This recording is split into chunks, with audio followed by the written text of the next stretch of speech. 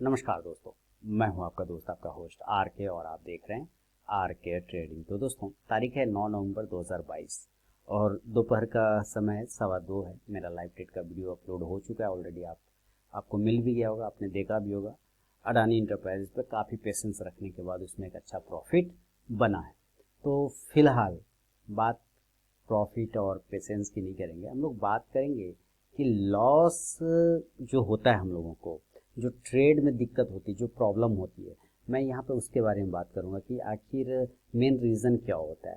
देखिए अभी जस्ट बैठे बैठे मेरे दिमाग में आया, जब मैं सुबह से अडानी इंटरप्राइज के पीछे पड़ा हुआ था कि मुझे इसमें प्रॉफिट बनाना है और मैं सेल साइड में बैठा हुआ था। और आप देखेंगे जब आके तो सुबह 9:20 के आसपास में लिया हुआ ट्रेड अभी जाके कंप्लीट हुआ। इसका मतलब कितना पेशेंस रखना पड़ा।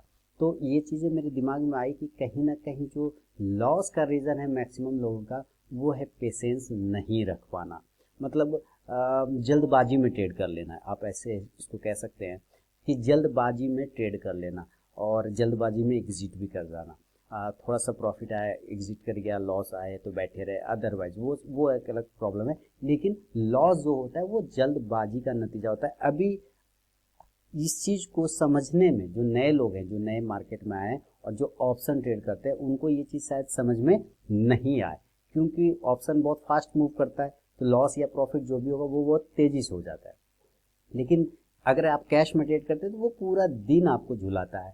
कभी कभी पूरा पेशेंस का आपका एक, ये कहते हैं ना कि टेस्ट लेना, परीक्षा लेना, पेशेंस आपको लेता है, टेस्ट करता है कि देखिए इस बंदे में कितना पेशेंस है।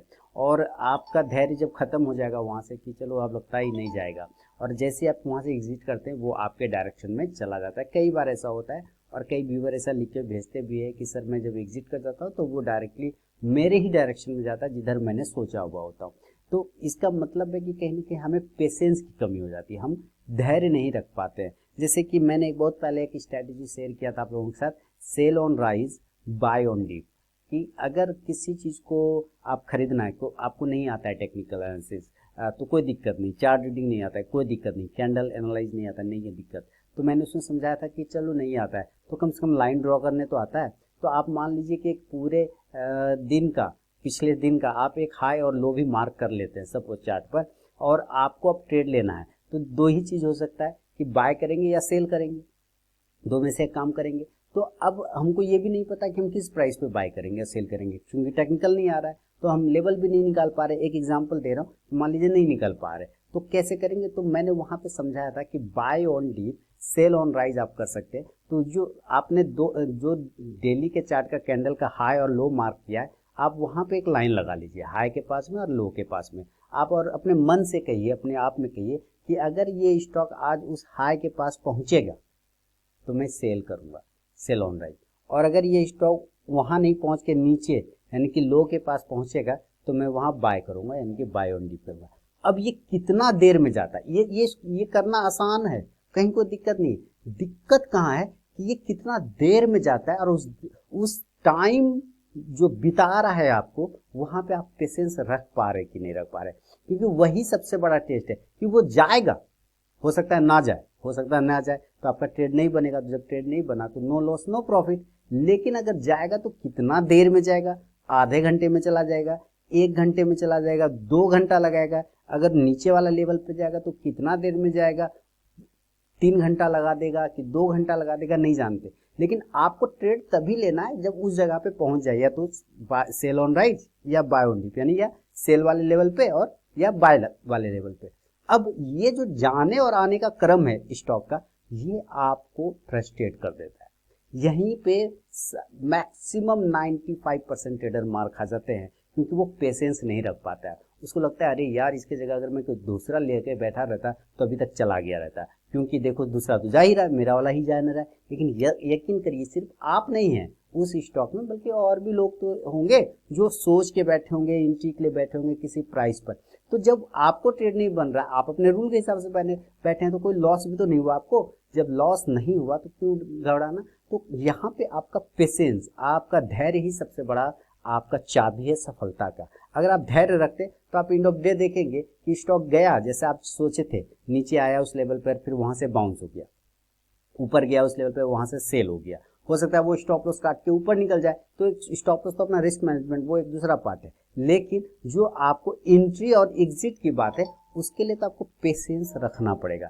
और पेशेंस ना कोई दवाई नहीं है, मेडिसिन नहीं है जो बाजार में मिलती है, 2 चम्मच सुबह खा लो, 2 चम्मच शाम पी लो और आपको पेशेंस आ जाएगा। नहीं, ये डेवलप करना पड़ता है दोस्तों। इसमें साफ सुथरा बात है कि ये आपको डेवलप करना पड़ेगा अपने अंदर।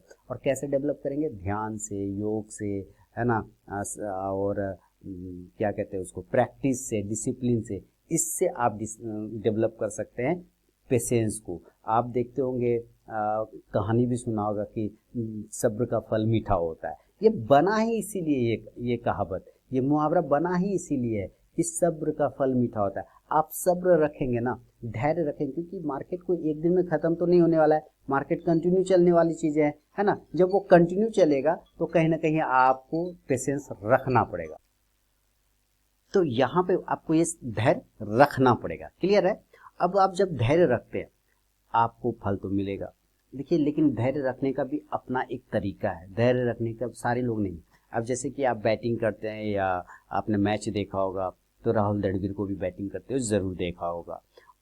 उनके बैटिंग स्किल को देखिए, उनका पेशेंस को देखिए, आपको आइडिया लग जाएगा। और वही उसके सामने क्रिस गेल को देख लीजिए, तो वो आए, चौका छक्का लगाया था। आप क्रिस गेल पे भरोसा नहीं कर सकते कि चलेगा कि नहीं चलेगा, पता नहीं, लेकिन आप राहुल द्रविड़ पे भरोसा कर सकते थे कि बंदा आया है तो 30 रन तो बना के जाएगा, कम से कम 30 रन तो बनाएगा ही, 50 रन तो बनाएगा। ये एक भरोसा रहता था। रीजन क्यों? क्योंकि वो पेशेंस से पहले पिच पर टिकने की कोशिश करते थे, और वो पेशेंस उनके अंदर इतना जबरदस्त था कि कोई भी बॉलर उनको डिगा नहीं पाता था उस पेशेंस से, ना स्लेजिंग कर पाता था उनके साथ। यानी स्लेजिंग मतलब होता है अभद्र भाषा का प्रयोग करके डाइवर्ट कर देना माइंड को, तो वो नहीं कर पाता था, चिढ़ा नहीं पाता था। इतना पेशेंस उन्होंने डेवलप कर रखा था, इसलिए द वॉल के नाम से वो जाने जाते हैं।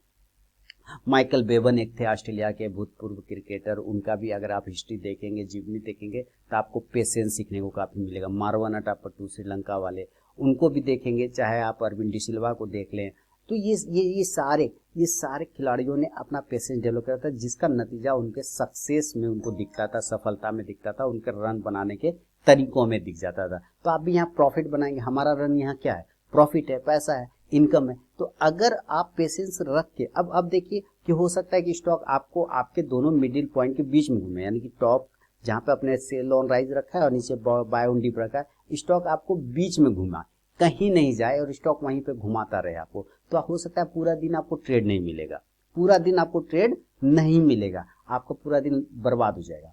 तो आपको एक फ्रस्ट्रेशन आ सकता है कि पूरा दिन बेकार हो गया। नहीं, बेकार नहीं हुआ, बल्कि आपने सीखा। क्या सीखा? पेशेंस, की पेशेंस कैसे रखना चाहिए। क्योंकि जानते हैं इस धैर्य का मैंने जैसा कहा कि कोई मेडिसिन नहीं बना आज तक, कभी नहीं बना, ये खुद से ही डेवलप करने वाली चीज है। और ये कैसे डेवलप होता है? एक्सपीरियंस से। जैसे जैसे आप एक्सपीरियंस करेंगे इस बात को, वैसे वैसे वो धैर्य आपके अंदर में अपने आप आना शुरू हो जाएगा। लोग पूछते भी, आप इतना पेशेंस से कैसे बैठे रह जाते हैं? क्योंकि ये डेवलप किया गया। ये ऐसा चीज नहीं है कि मैं जेब से निकाल के आपको थमा दूं, ले जाओ कि आप भी पेशेंस रख लो, नहीं हो पाता है, वो आपको खुद डेवलप करना पड़ता है।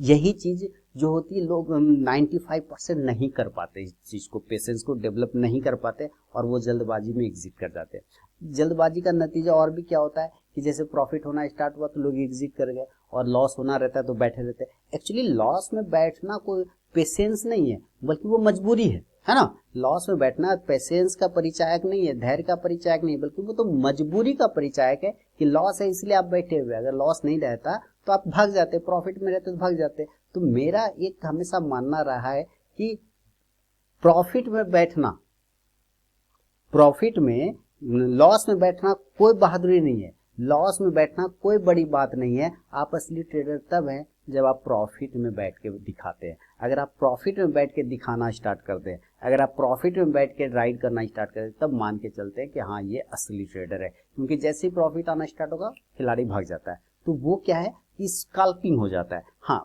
स्काल्पर भी पैसे बनाते हैं, उनका अपना मेथड है ना। ट्रेडर जो होते हैं, जो स्विंग को यूज करता है, उसका अपना है। अब हम लोग इंट्राडे ट्रेडर हैं तो हम लोग अपना इंट्राडे ट्रेडर में मूवमेंट को कैच करते हैं, मूवमेंट खत्म, खेल खत्म, पैसा लिया, घर गया।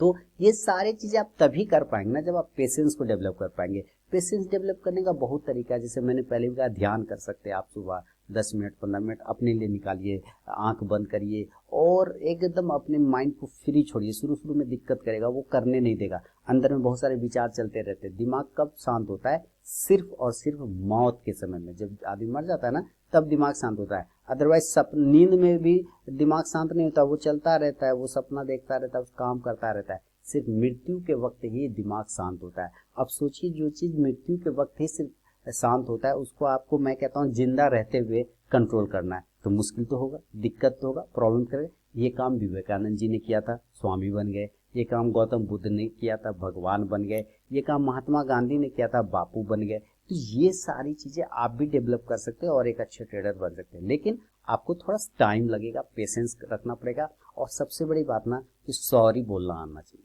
सॉरी, मैं जब लोग पूछते हैं, मैं अपने सारे स्टूडेंट लोगों से बोलता हूँ कि आप सफल तभी हो पाएंगे जब आपको सॉरी बोलना आएगा। कहते हैं सर मैं तो जानता हूँ सॉरी बोलने। नहीं, एक्चुअली सॉरी किस तरह से बोलना होता है कि हम अपनी गलतियों को एक्सेस स्वीकारते नहीं है। पहले सबसे पहले तो हमें ये लगता है कि हमसे गलती होता नहीं है। सॉरी कहने का मतलब है कहीं ना कहीं अपनी गलती को मानना, बाय डिफॉल्ट मान लेते हैं कि हाँ गलती हो गई, ठीक है। तो अगर ये फीलिंग आ गई कि हाँ हमने गलती की है, उसको स्वीकार लेते हैं, तो सुधारने की संभावना भी बन जाती है, सुधरने की संभावना भी बन जाती है। क्योंकि पहले तो मानना ही मुश्किल है, मान ही नहीं पाते कि गलती हुई। हमेशा कौन गलती करता है? सामने वाला। मुझसे गलती, मैं थोड़ी ही सॉरी बोलूंगा, पहचानते हो हमको कौन है, हम कौन हैं, पहचानते हो मेरा बाप कौन है। इस टाइप की फीलिंग हम लोग के दिमाग में चलता रहता है, और यही ईगो हमें सॉरी बोलने से रोक देता है। नहीं तो दुनिया का सारा झगड़ा खत्म हो जाए ना, रूस यूक्रेन ये सारा एक सॉरी पे टिका हुआ है। सॉरी बोलेगा खेल खत्म कर, लेकिन ईगो है कहीं ना कहीं दोनों बंदे में, तो सारे लोगों में ईगो चलता रहता है। ये ईगो मार्केट में रख के क्या करेंगे? किससे झगड़ा करेंगे? मार्केट से